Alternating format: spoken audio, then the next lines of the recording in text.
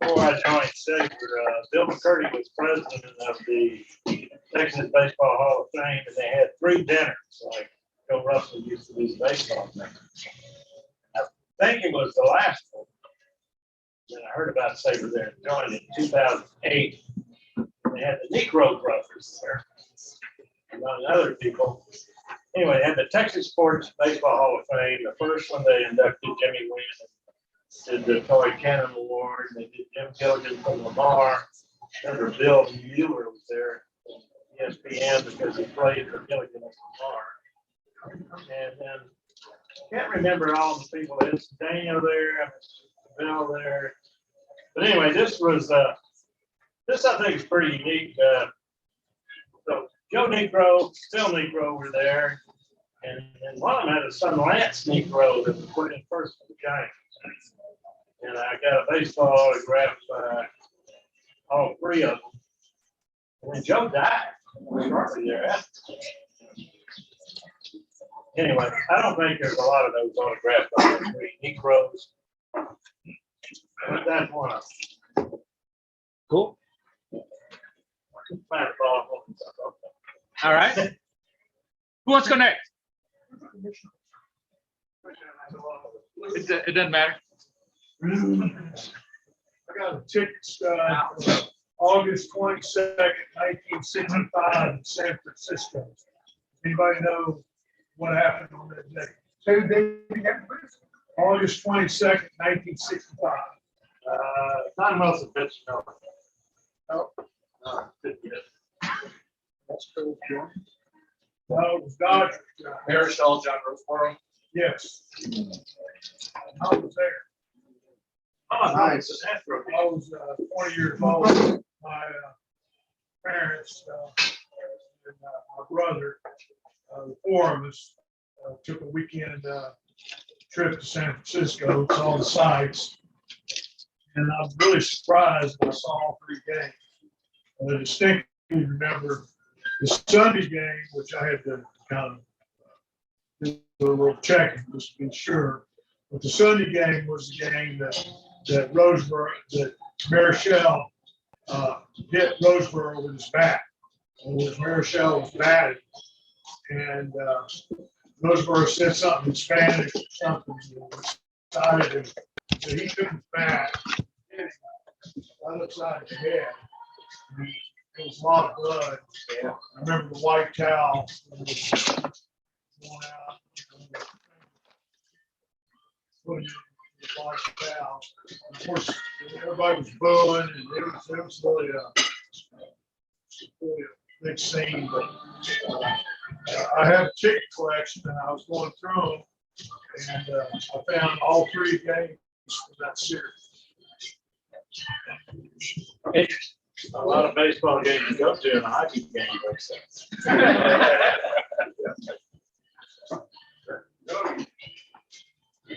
got a story. I got comments. I hit it in one. Vinci, you're over in the corner, so Okay. you got to run out. Bob, here we go. I thought we were order. Something that Mike said that brought back a memory. I was at one of the Texas Baseball Hall of Fame dinners, which were really quite good. And at that one of the dinners, they introduced and they had super players and others. And that was a dinner where Bill Brown was introduced and elected to the Texas Baseball Hall of Fame. Yeah, that was that day. That was Jim Gilligan. Jim Gilligan, right? Okay. Now, They had other guests. yeah. Well, Congratulations. at that same game, there was a silent auction. It was pretty well done. It had a lot of good stuff. They had pictures of video, whatever. And I'm standing looking at the silent auction when a gentleman walked up to me, who I knew, and he said, "You know, we need to get SABR back going again. No longer active. Would you be interested in putting this thing together for us?" And he said, "And if you do, I'd be willing to help you get some speakers." Would you guess who that person was that came up? Once again, it was Bill Brown. So Bill was responsible for SABR coming back on scene. And he did get the first speaker that we ever had. Art Howe came in. Art thought the meeting started at 6 o'clock. And we started at 7. So he went to the bar and started drinking. So I made it too often. So I have to say it. I got there early. I have to say it. Hey, I made this so and so. And I said, you got any mushrooms? No, this is downtown at the Live Sports Cafe. One of the first places we got kicked out. So Got kicked out. they got closed. I wouldn't even remember. They got closed on us. So anyway, I had several places that they didn't have a problem with. But anyway, so I introduced myself and he says, "Where's everybody?" I said, "We don't start till 7 o'clock." He said, "Okay, give me another beer." I hadn't got any back since. Yeah, it's a interesting story about Art. Art was the manager of the Astros, and he had to have a TV show. That was part of his deal. He had to have a 30-minute or whatever it was, maybe 15 minutes, whatever it was, some part of the pregame show. And to say Art was inarticulate would be putting him on. He was terrified speaking into the microphone, and he really wasn't that good. But a little later on, he came back and he did a second shot, and he keep going to New York for the match, going to Oakland, and he had a lot of exposure. And he came back to one of our meetings and made a small presentation. And somebody at the meeting, whose name I forget, one of the television producers, said, "Art, would you like to go on our pregame show?" And he did. Came on, he was great. So before the game, he would go down to batting practice and treat the players, try to get to the information. And one of his favorite people down there was Charlie Manuel. They were good buddies. And Charlie said, "Art, what are you doing?" He said, "Well, I'm doing a little TV here and there." He said, "How would you like to come back to baseball? How would you like to be on my coaching staff?" Art was thrilled. He said, "What would you have me do?" He said, "You'll be my hitting coach." "I have a hitting. You already have a hitting coach." Huh? He said, "Yeah, he doesn't know yet. He's five." I don't know, I didn't. He doesn't know he's fired. Hitting coach. He's just current hitting coach. So Art got back as a hitting coach to Philadelphia Village, and lo and behold, he was there a couple of years, and the Texas Rangers called. Said, "How would you like to be a hitting coach? Excuse me, a bench coach? Close to home?" He said, "That'd be great. Let's do it." And so that's how he kind of ended his active career. But all started because he came to a SABR meeting.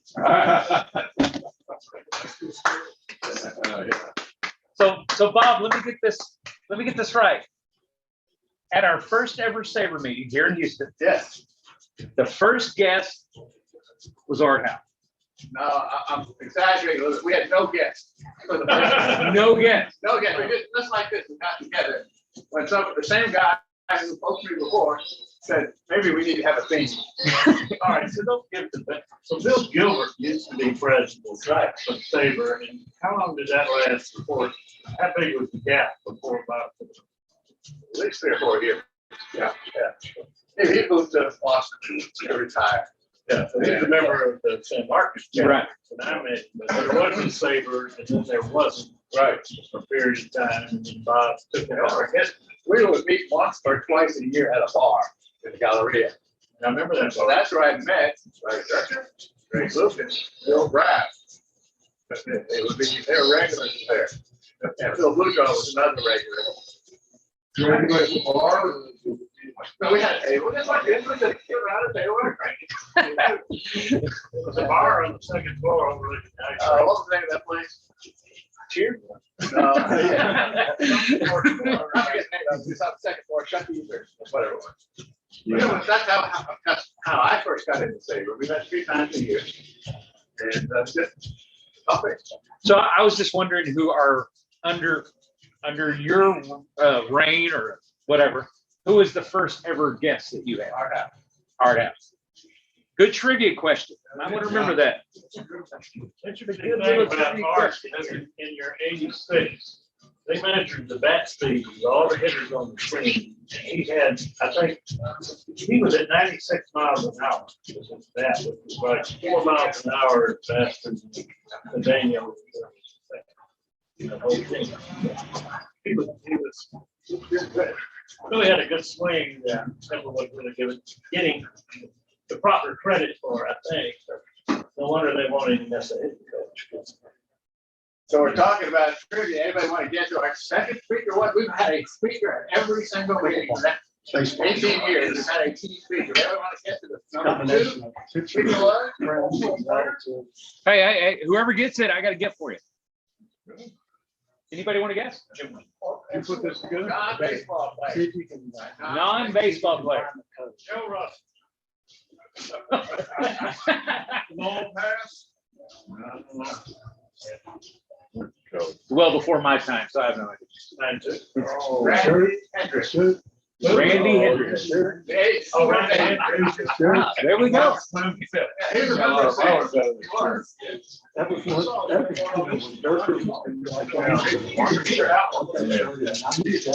Interesting. Yeah, he was Rendell and Brett Bates.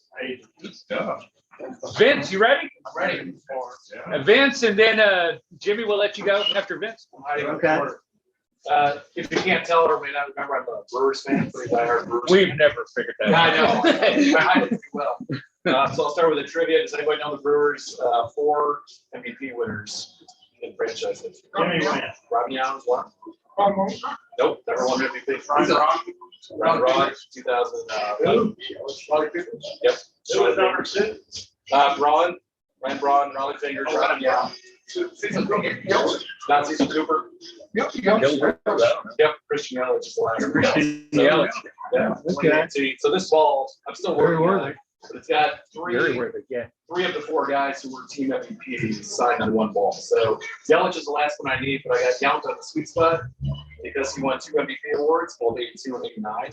And at the time, he was only the 3rd player in baseball history to win an MVP award at 2 different positions. Yeah. Shortstop, center field. So previous 2 guys before that, anyone want to guess? What's that? Who won an MVP award at 2 different positions prior to Rob? Yeah, not Rose. MVP, 2 different positions prior before. There's been one, I think just one afterwards as well. Alex Rodriguez. Stan Musial. So Musial's one. Good. Very nice. Yep. Good music. There's one more as well. What music play the second first base? Left field. Anyone have a guess? Another one? Nope. Hank Greenberg is the last name. Hank Greenberg. So, in any event, this one is signed by Yount, Ron, and Raleigh Fingers. So still working on Yount. Brown here. I don't know if you saw that. Keep the box with the grease on there. So Vince, when I talk about baseball movies, there's a Brewers connection with. I'm going to talk a little bit about some of my favorite baseball movies. I'll say a little bit later. There's a Brewers connection. Sounds good. All right. With that. So, Jimmy? I didn't mean to jump in front of you, sorry. No, he's in the corner. It's all right. I got these Stay clear of Mike. combination of some ticket stubs, pictures of myself at games with people, my son at Monument Park. Jimmy, let me see. Just one towards the camera. Oh, I just want to see. Oh, okay. and All right.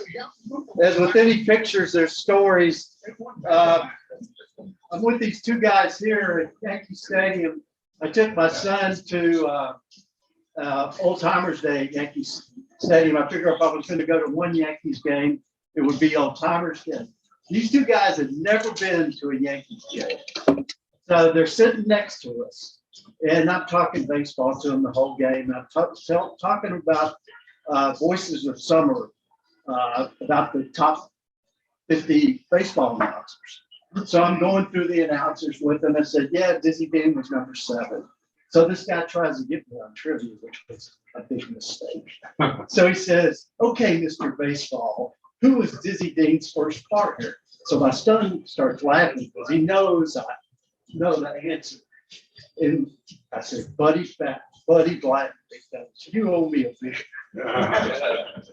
So here I'm at Wrigley Field and with my cousin, nephew at Miller Park. Funny story about this. This is in White Sox Park. And we're getting ready to buy a ticket and a guy gives us 2 tickets, box seats. And it was a Yankees game here. And then this is a ticket to get into the Hall of Fame. This is Doubleday Field. This is a good picture because you can see the arch. So, and then that one has some vintage Sports Illustrated. Good stuff here. So, but I've got a couple of Astro collages, one from 05, one from 17, and I got a bunch of news clips from the most recent one that haven't made it on a collage yet. So once I get that on paper, I'll bring it to the meeting. So I want to bring these out. This is funny how you got this Division Series ticket from 2005. Mm-hmm. Minute Maid Park, Astros versus TBD. How about that? We beat them. TBD? Ticket stuff. They didn't put Braves on good to put TBD. What year is 2005. Beautiful. That's pretty cool. that? Well, they printed them and sent them out a month ahead of time. Yeah, they did. So you didn't know who was gonna win. But I didn't know they put TBD on the ticket. So before the meeting, Jimmy, Mike said that you were going to show us your alcohol. Is that what you asked for, Well, Mike? Jimmy was complaining he forgot. Yeah, to give yeah, us I the forgot strike my- three call. Yeah, I forgot my strike 3. So why don't you give us a little? Strike 1, 2, and 3. Well, you know, This was favorite. what I always did, you know, I was a hammer guy. Right. So strike 1, strike 2, and when I really had to sell strike 2, I used the lawnmower. What is your move when you say strike 3 and you miscounted and really strike 2? I did that once. Oops. Did you ever do the moonwalk like Leslie Nielsen? No, I did not. I did not. That's a great. You have a ball for him? Yeah, did you have a ball court? No, I did not. Okay. That's a little league move. Were you a full count guy like this, or did you put the fingers up? You know what this is? No count. That's not full count. I've That's seen a no lot count. of two full count. Yeah, that, again, that's a little league move. Another little league move is calling timeout to brush out the play. Yeah. Did you ever like Ron Luciano's umpiring style? I'll answer that question this way. When I did high school, I did a lot of high school games.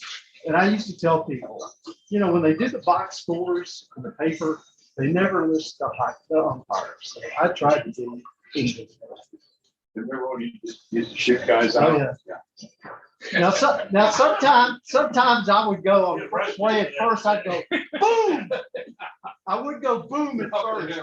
But here's shortly after Jim Joyce blew the perfect game. Yeah. I was doing a game out in Pasadena with 2 outs. And the kid had a perfect game. And I'm at first base. And there was a fan next to the fence. And I tell this guy, I said, you know, this kid's got a perfect game. This guy's going to have to be rounded first for me to call him safe. I was not going to call this kid safe. No. It didn't come to that. Have you struck out? No. I forgot what the play was, but it wasn't on me. Anyone else? Patrick Kobe? Yeah, I got a story, right? A memorabilia thing. With me, but at my parents' house back in New York, we tickets up for the first game I went to, which was game 2 of the '95 ALDS. So the Yankees and the Mariners, and it was the last game down there. We played at Yankee Stadium. Did a home run in the 5th or 6th inning. The place just goes nuts. And I was 6 years old at the time. And I'm like, oh, it's awesome, a baseball game. And that's when just like turning around, you got head in the back of the battery. So this is back when you had the radios you bring in, so we're just throwing stuff on See it. Take it back to the battery, waiting. It's a 3 hour drive home, so drive home. With that 700 workers next one, like, oh, baseball's awesome. Like, how cool is that?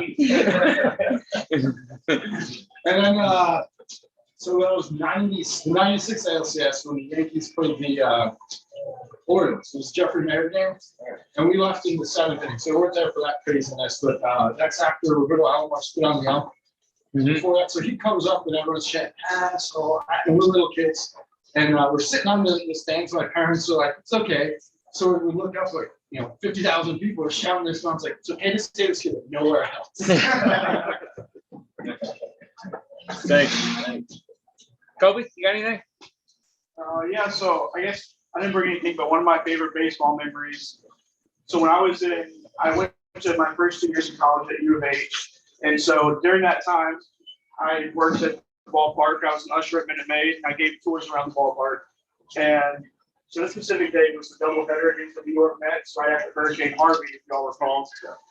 And so it was a real emotional day at the ballpark. Everything we were going through, AJ came out and gave a speech to the whole crowd that was there. So it was a really emotional game, and it was pretty heavy on all of us there. And in between games, we had to clear the entire stadium, and then they came back in. But while the stadium was cleared, that was when Verlander finally had just arrived in Houston, because he had been traded, of course, a few days before. And so he actually went down to the bullpen and threw his first bullpen as an Astro while the stadium was cleared. It was just me and my high school buddies in there. We got to kind of go crawl down by the bullpen and kind of watch him do his first bullpen as an Astro. So that was really cool. Yeah, with everything going on. It was just an emotional day. You got to see that, like a Hall of Famer by yourself, kind of just throw a bullpen right in front of you. So it was one of my favorite moments, even though it wasn't like on the field. It was a really cool moment for myself. Did they let you film it or take pictures or anything? I was too caught up in it to pull my phone out, I guess. I was too caught up. That's pretty neat. Okay. Anybody else? I Yes. just got to jump on a couple of real simple ones. First of all, this is the first game, not the first official game, the first inaugural game in Ron Field. Yeah. Briefly, it was named Enron. And on the back of it, this might be the only half that has the Yankees and the Astros logo on it. Same official map. Yeah, if they. I mean, what was the guy on the Yankees that hit the first home run, Bill? Do you remember that guy? He was a relatively, like, who? It's something like an eye. Like, it's. I'll get a good tribute. Well, I'll write it down. I used to know it. Raul Abanez. Anyway, it was the spot. I kept this, but I was joking at the table. If I put this on eBay, I might be able to get $5 or $6 for it. And the other one is the ball from the 94 2004 All-Star game. And I believe this was the shortened season, right? Was 2004 shortened from the strike? 94 was the short. No. 2000. Okay. But anyway, 2004. Yeah, that's right. 2004. That was the game where I actually it was at the here in Houston, and I forget how I got tickets, but I got tickets with my son and I. Let's see, 2004. So he was in like a 17-year-old time. We got tickets on the third base side, right against an aisle. On the third base side, like right near the dugout, up a few rows. In this game, you might remember this, Bill. They had, for whatever reason, they had the American had actually come up through and come down an aisle, in the stadium. And we happened to be right there. It was really cool for me and my son to be together. Just by sheer dumb luck, we were on that aisle that whatever the Astros and Major League Baseball decided to have all the players come up and down through the stands. So just a little baseball memory. Huh? I mean, he did trip. There was something I wanted to. So during that week, the city, of course, has a big baseball extravaganza because the All-Star game. So Bob and I, our boys grew up together. So we took them to the baseball extravaganza. And one of the things we did, there was a man drawing caricatures. So we had characters of our two sons, greatly exaggerated, but in a really fun way. And so we made a copy. So he has one and I have. And it's a great memory of us and our two boys in baseball. And then, of course, the day before the All-Star game is Home Run Derby. And I took my son to the Home Run Derby. And Lance Berkman made the finals. That's right. And again, one of the people that won was Miguel Tejada, who was playing for the Orioles at the time, I think. And yeah, and they were the two finalists, and Tejada won that Home Run Derby. Berkman finished second. Yeah. Right. And he had his longest ones right-handed, right? Yes. Yeah. Berkman, yes. I think he only kept right. and of course, if you remember, Okay. if you remember, this was sort of the peak of Roger Clemens' fame as an Astro. Yeah. And he started that All-Star game, they scored 6 runs. Oh, he got shelled.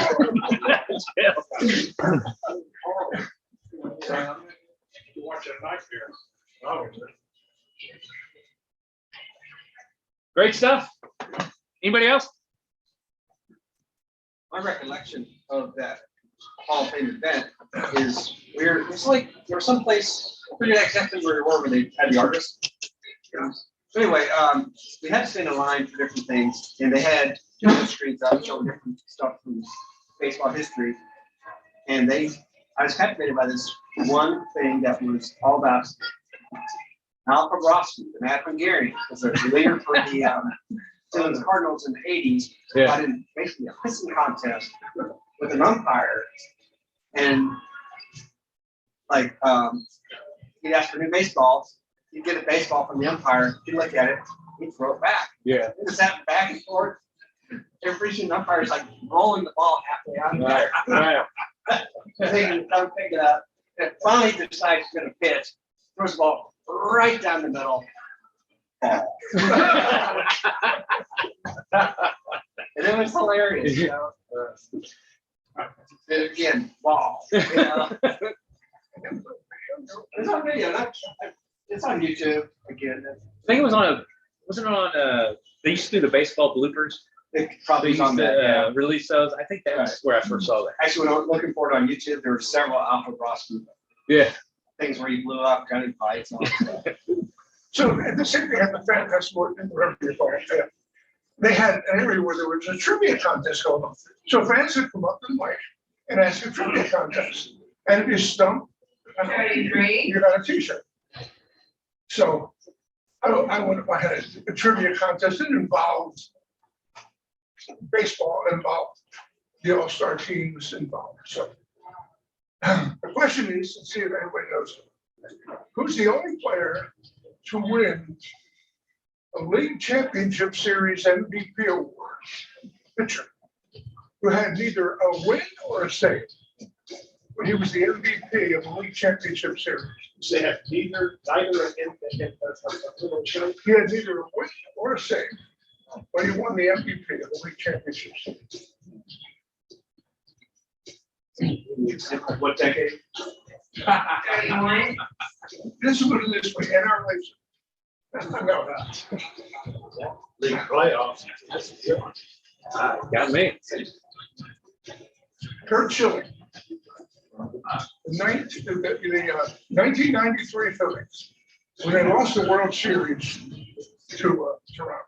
But in the league championship series, he pitched 2 games, 8 spectacular innings, and Mitch Williams blew the save both times in the 9th inning. In fact, Mitch Williams wound up being the winner of one of those games. So Schilling, he pitched 8 and he won everything for that series for those 2 great pitching performances. But Mitch Williams both times blew the save. The Astros traded. And I'm telling you, he played that league championship series in '93. And he did the same thing with us. Yeah, through that Joe Carter too. Yeah, he had a terrible postseason. Yeah. He put his arm in somewhere. I remember one of my tennis buddies had a daughter who was playing softball. He said, "Hey, my daughter loves Mitch Williams. Could you get an autograph for her?" It was May that year. Yeah, it was very fun. So, okay, so I asked him, Mitch signed the ball, and he said, well, good thing you're getting this now, 'cause I may not be around. Within 2 days, he was released. Well, he threw about 83, so that was one of his problems. You know, everybody always thought he threw so hard because he fell off the mound, and, you know, there were a lot of dramatics involved in this, but mechanics were just, you know, impossible with this guy. He had no.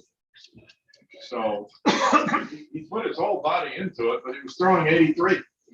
That was his biggest problem. Wasn't his nickname Wild Thing? Yeah.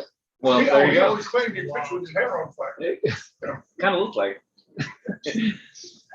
All right. Great stuff. Brownie, Yes, sir. it's all you. If you don't know, Brownie, of course, has written this fiction book. He's agreed to talk with us a few minutes about it. He has some copies, I believe. I have some books here and I'm going to give them away. I don't have enough light for everybody, but you know, it might be that not everybody wants one. So anyway, I have some books. And Tal was the editor. So Tal saved my bacon on many occasions. But I was, you know, interested in history throughout, like all of you, and just didn't want to write history anymore. So I hit a wall on that. I wanted to try it now. So that's what led to this. I was just kind of bored in the middle of the summer and didn't have a project. I like that, you know, a lot of you guys would probably fix it, guys. You gotta have projects. I gotta have a project. Whether it's researching a vacation or what, I have something to do. And so I thought, well, I want to write a little bit about baseball, but I want to write about other things too. So I'm going to try to tie baseball into some other elements. And I wasn't quite sure where I was going with it. So I wanted to have a committee of a few of my friends to read each chapter and give me feedback, tell me what I needed to do from that point. So that was where we went with it. And then Tal, of course, being the editor, he's the best editor anybody could ever have. And he saved my bacon, you know, hundreds of times on mistakes that I made. But he, as you know, Bob, very meticulous, and he reads what is written. And brings up things, you know, as you guys know, when you write something and you're trying to proofread your own stuff, you tend to overlook your mistakes because you're not reading them. He would read them for the first time. You've already written them. And you're kind of blowing through it and you say, oh yeah, I know what I said there. And you're not reading every word. But Tal is the best at finding mistakes and asking questions. So, you know, it's about halfway through the season. And I wanted to write about the Astros, but I thought, well, let's make it not the Astros. Let's call this team a different name, put them in a different city, and call all the players by different names. And it was really kind of, nobody knew this, but I've been dealing with a couple of other books using photos of players, even some that I shot myself. And I was warned, well, you know, we've got copyright issues and you can't. I said, well, I shot these photos myself. And I was told, well, yeah, but you have a press pass from Major League Baseball that you use to get inside the building and shoot these photos. And if you read on the back of the press pass, it will say that these photos are not to be used in a book. So I would say, well, what about a charity book? Well, that doesn't matter. No, they're not to be used in a book. So, you know, Major League Baseball wants to control everything written in book form. And they will.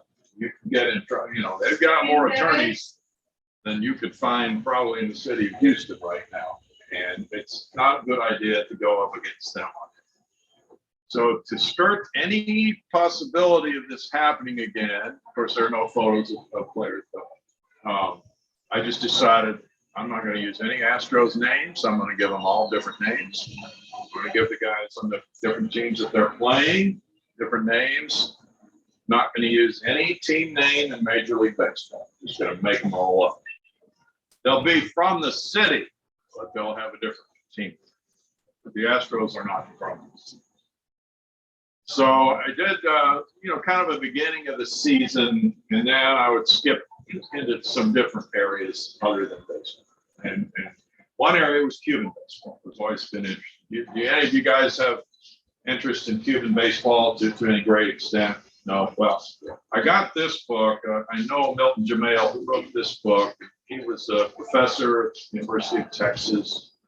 And he has worked for the Tampa Bay Rays in their front office for many years. And he wrote a great book, Full Count Inside Cuban Baseball. And then there was another book on Cuban baseball that I also got and used that for a lot of the information in the book on them. So the premise of the book is, the star player is Jordan Alvarez. But that's not his name. So he has a fictitious nephew who's playing ball in Cuba. And his fictitious nephew is 18 years old. He wants to follow Jordan's pathway to big leagues. And so that's the major plot. But, I would ask people, I've read a lot of novels. We've all read a lot of novels. But writing one, that's a little different. Yeah. So, okay, how do you go about it? So I had the major plot in mind, but how you present it, that's the real issue. And so I talked with a few guys. Larry Durker was also very good at giving advice. He said, well, he wanted to write a book, and he started writing a book about Cuban baseball, but and a novel. It was a novel, but he was very helpful. But I could tell he didn't think very much of this book, which is fine. I want feedback like that. That's what I want.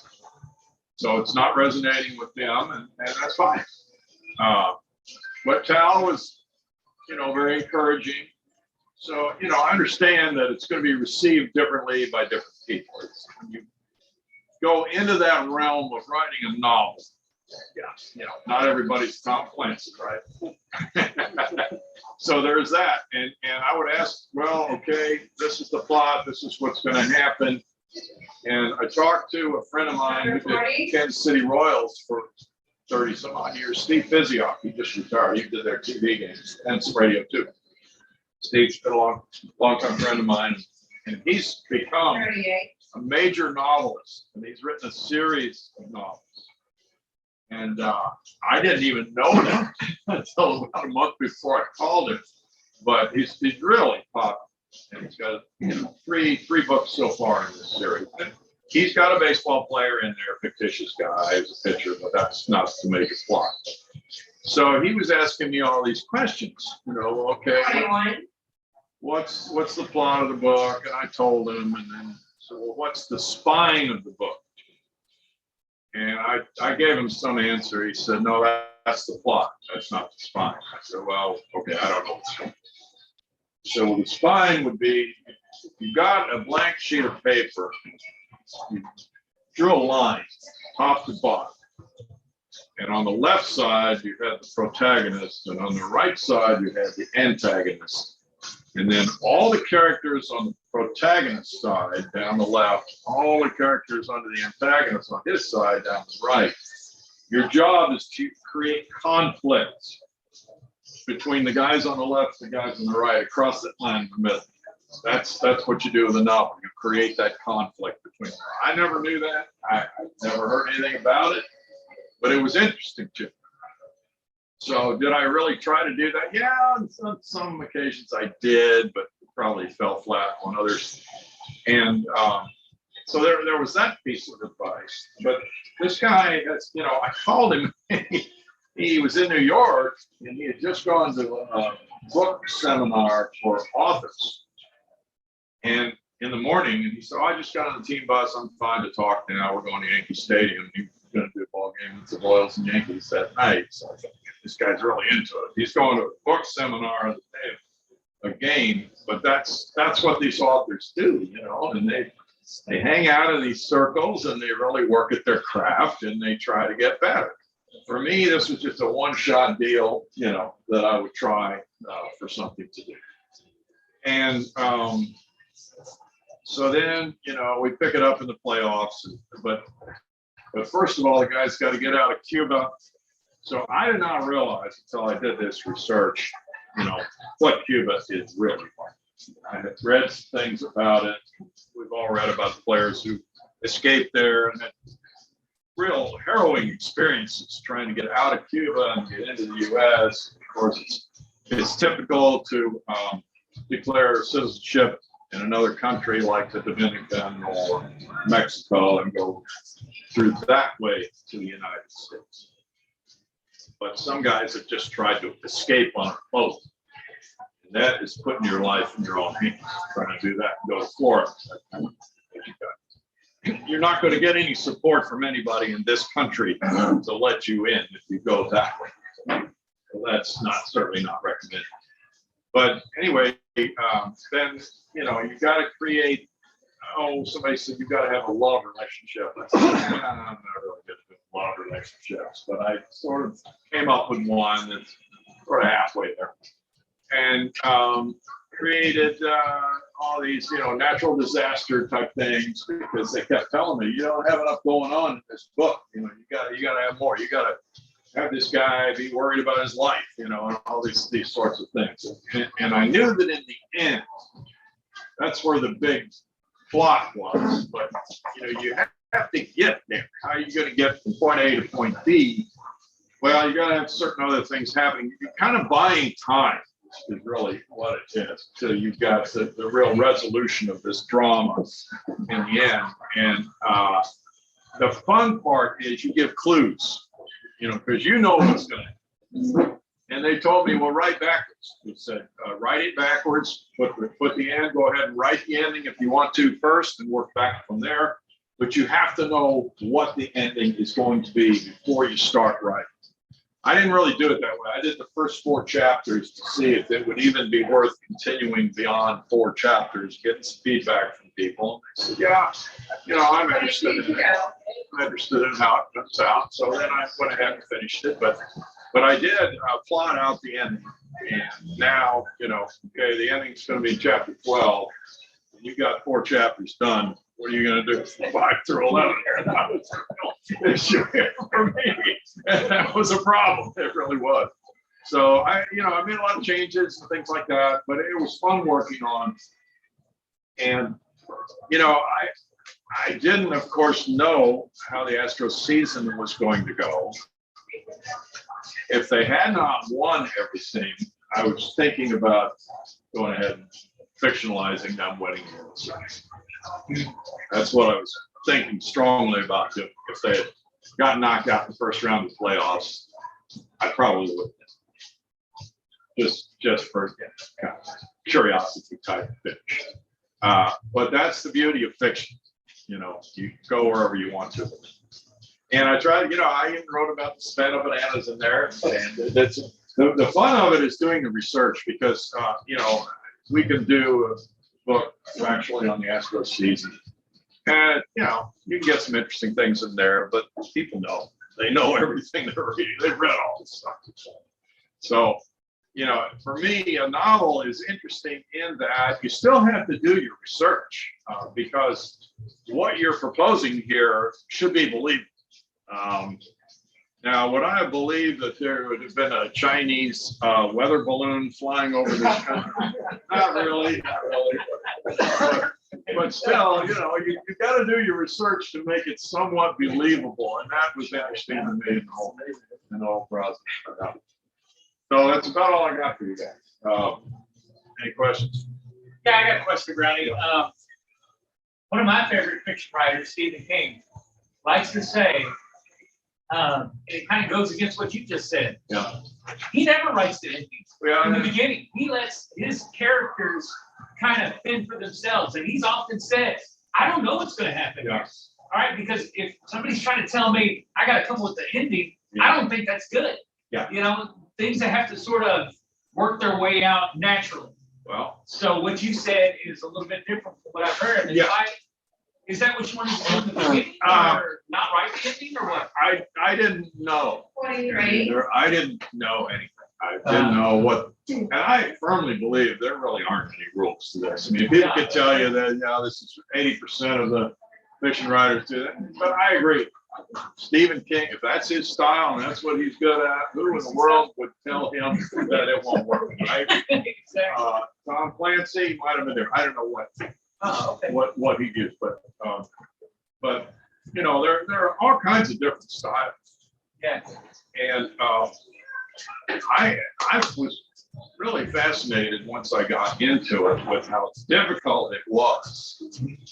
And it was, to me, more fun in the sense that you just let your mind take you wherever it wants to take you. And then you have to check yourself against, well, what is reality here? Are people really going to believe this?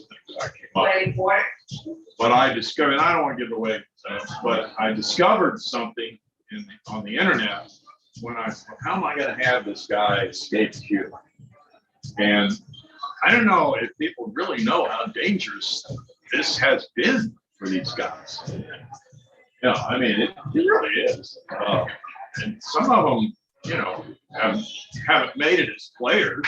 They haven't done anything as players. And the big example, I would say, of a guy who never reached his full potential, despite having enormous potential, was Yasiel Puig. And I really firmly believe that from what I had read about him, he was scared for his life. He really was, because he got involved with some cartel type guys, smugglers, who took him away from Cuba, got him into, I believe it was Mexico. And then I think that cartel kind of fell apart, and he was kind of up for bidding, and another cartel came in and said, okay, we got you now, and you owe us, $1 million or whatever it was. And he wasn't paying them.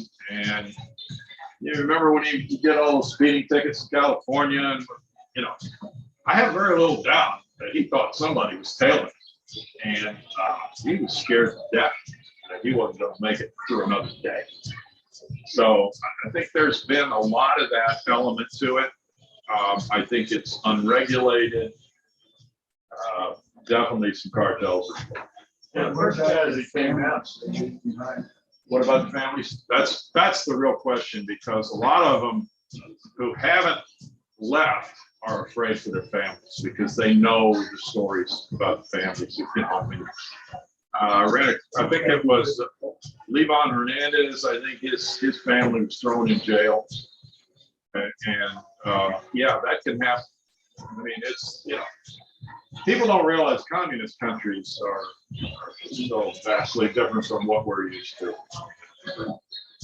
It's an almost a vigilante type situation. They make up the laws as they go along. But I just wanted to put that out there, because I just think there's a lack of realization on the part of a lot of us what risk these guys took on to leave their families and get out. And then I went back, because I remember Louis Tiant in the World Series in '75. What a story that was, trying to get his parents out of Cuba to see him play. And, oh man, it was an international situation.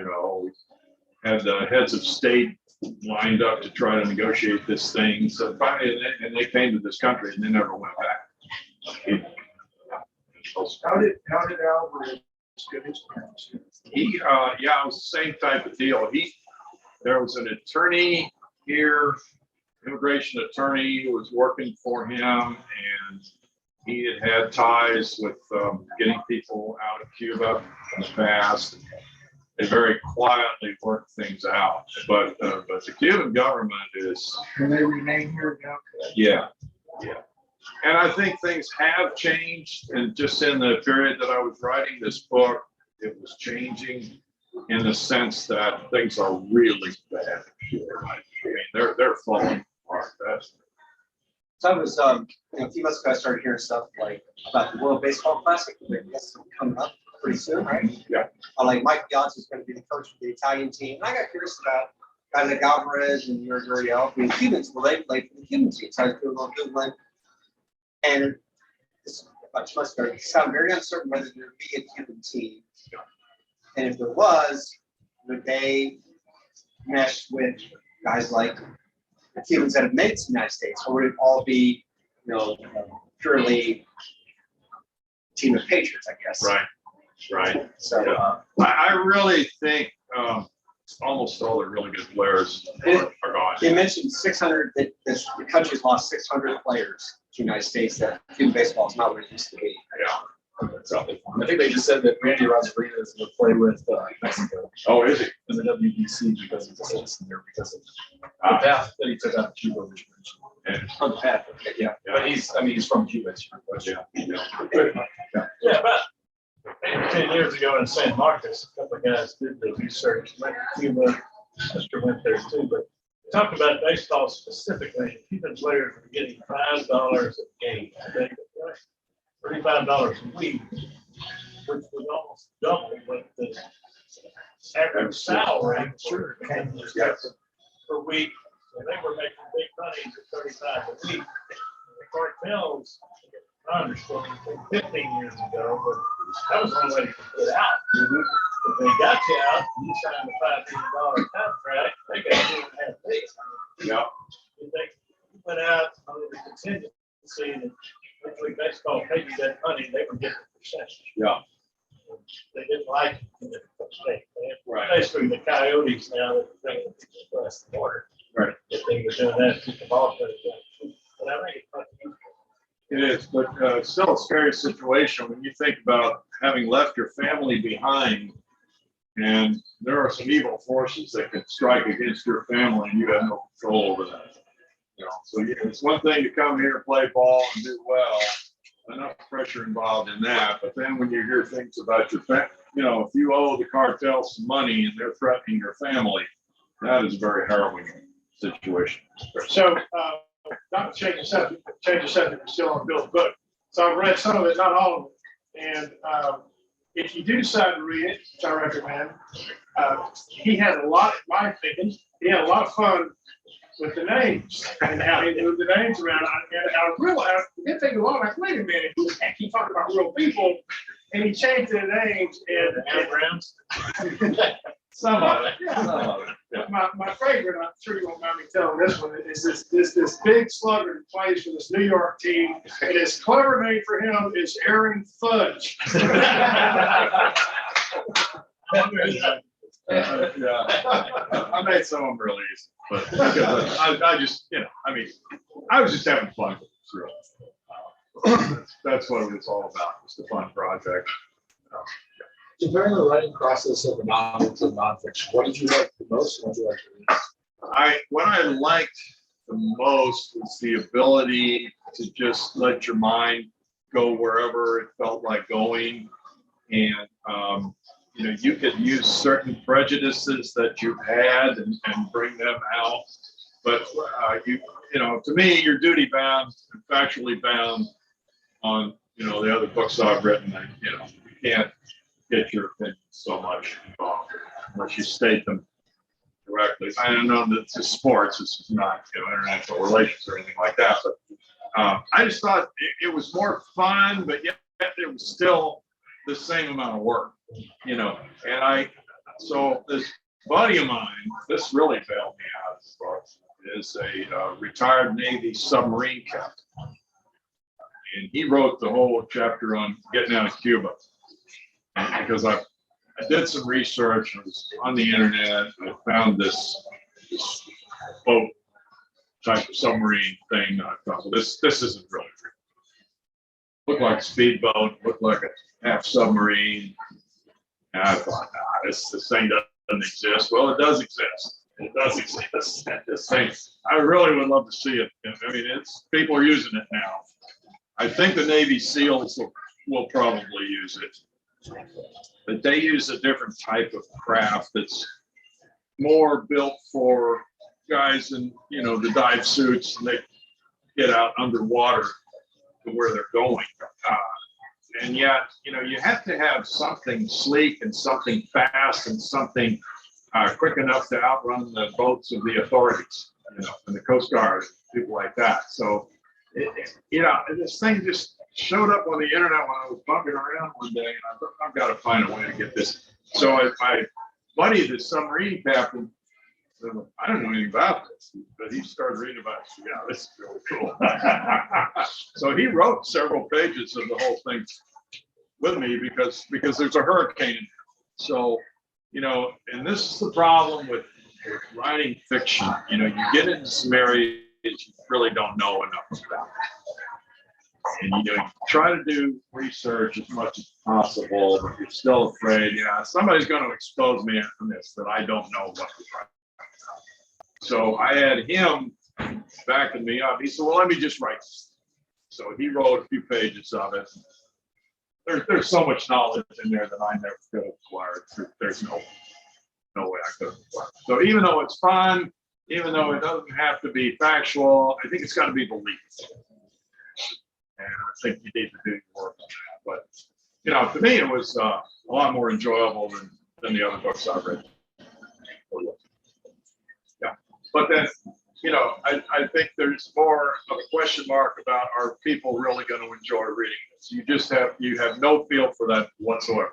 None. But what I'm enjoying now is we're doing an audio.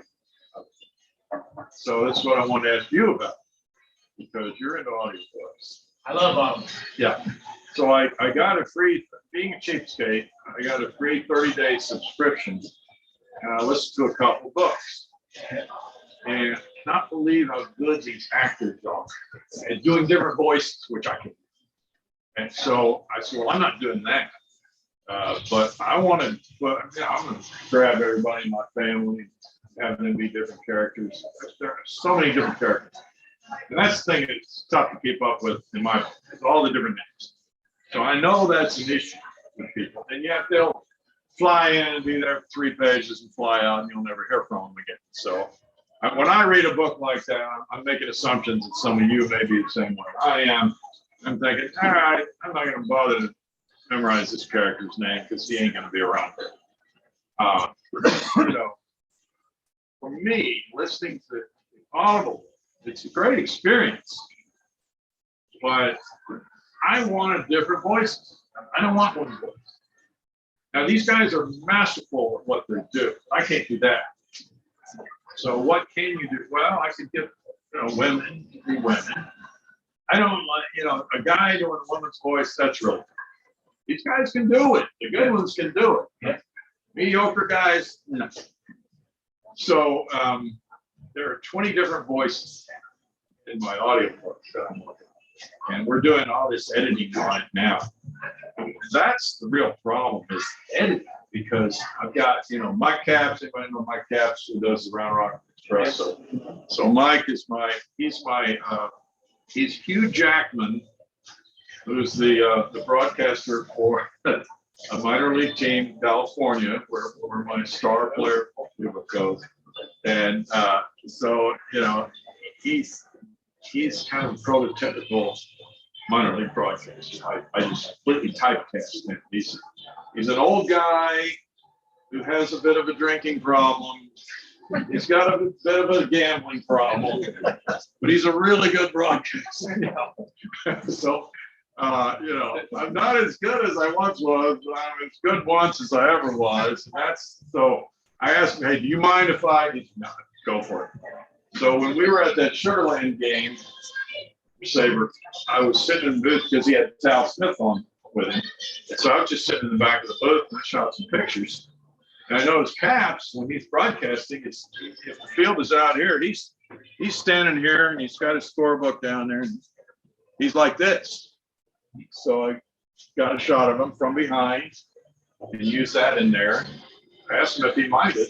I'm using your best side. You mind? I said, no, go ahead. Go. So then he sent me all these lines for Hugh Jackman. And to me, that's a lot more fun. Yeah, it's creative. Let's put it that way. You know, when you're doing a book about the Astros season, it's not so creative. It's creative in terms of the quotes that you use and the information and how you want to put it together. But this is a lot more creative, shall we say. So he's sending me all these lines, and you know, he's doing them on his phone, which is kind of cool. Modern technology is crazy. But when you're in the editing room, you know, okay, I got 5 seconds of Mike Capps here, and then I've got 2 sentences from this character, And I've got 8 more seconds of my caps. And it's a lot. It's 20 different voices. It's a lot. But we're hoping to be done with that maybe, I don't know, another month or 2. Good audio. Which I think would be better. Yeah, I think so too. I mean, personally, because I was driving around a lot and I had a part-time job, and since my commute from U of H back to my house is so long, it's an hour. Yeah, hey, it's easy to just turn on Audible and listen to a chapter a day or something like that, or you can listen at normal speed or all the way up to double speed or Yeah. something like that. And so I started listening. I listened to this detective novel or legal thriller, and I'd be walking, do my 30-minute walk around the Heritage. I thought it was great. Yeah, it was very entertaining. I wonder, like, occasionally watch like documentaries on YouTube, and it seems almost that a fair number of them that the voice sounds mechanical, as if the creator just typed out the script and hit a button, and this computer-generated voice spit out the audio and then it's recorded. So I wonder, I don't know if that's true. If that's true, maybe It could there's be. something where you could access that and create, 10 different character voices, That's a good and then point. speed up the process. Yeah, I don't know. No, And then hire, once you get it perfected, the Yeah. script's perfected, right. and hire voice actors Yeah. to do it. Yeah. They'll even write your book for you. Yeah. Yeah. But see, I'm kind of at That'd be a cross purposes with myself because unlike Joe, we've got some young guys in here, but some of us are a little bit older and we have a little time on our hands. So if it takes me, 15 editing sessions, I don't care. I don't have any deadlines for this thing. So it's something to do, something fun to do. I will say, since I consider myself maybe someone who has a lot of experience with audiobooks, there are some bad audiobooks. I would imagine. There's some okay audiobooks. Yeah. And then there's the narrators you talk about, the Frank Mullers of the world, who bring books to life. They Who are do. outstanding. They Who are. does all these crazy voices, and he's probably the the Clint Eastwood of audiobooks, but but I would just say, especially for younger people, as long as it flows and it doesn't seem choppy, just stay with it. But if it starts getting this, that, and the other, I've heard some that are really good books, but the narration is like, oh my God, and I just shut it off. Let's do it. I'd rather read it. Yeah. So that's probably the hardest thing I have to do. Yeah. The one thing that I did change was I didn't know the main character, this 18-year-old kid. I didn't want to have him be wildly successful his first year in the minor league. Even though he got the big contract, I wanted him to struggle. So he's gone through all these perils in his life, and that's got to take a toll on him, right? I mean, you try to create a human, somebody that everybody can relate to. All right, well, he's got this going for him. He's got, more bat speed, more arm speed, blah, blah, blah, than anybody. But he's coming to America. He lost his dad in the process. He's got some things he has to deal with. And so how's he going to handle this? And that's when you try to put the human element into it. He's got to take care of his mom now, not doing well. And then at the end, he's just watching his uncle tear everything up in the World Series, and all of a sudden, things. So I called Tal, and I said, "Hey, Tal, I had this idea, and this wasn't my plan, but so remember, so Phil Maton has his broken hand, so that makes its way into this thing." And now I'm thinking, okay, we're going to the World Series with this team. How could I get this kid on the Major League roster? World Series? Would that even be possible? Wait a minute, Bill Maton broke his hand. That opened up a roster spot. And I called down and I said, would it be possible for a guy who's class A to be in the World Series? He said, yeah. He said it just happened with Atlanta and Houston in the World Series. He said, yeah, they called it that guy, the pitcher who he was making his major league debut against us in the World Series. So I didn't even remember that at first. And so that's where this guy winds up. It was just fun. It's good. Okay. Anyone else? Thank you, Brian. And Brian, of course, has books. Yeah. We'll sign it for you. I don't know. Do that. Yeah, Mike. Hey, let's take a bathroom break. I thought I saw some contorted faces.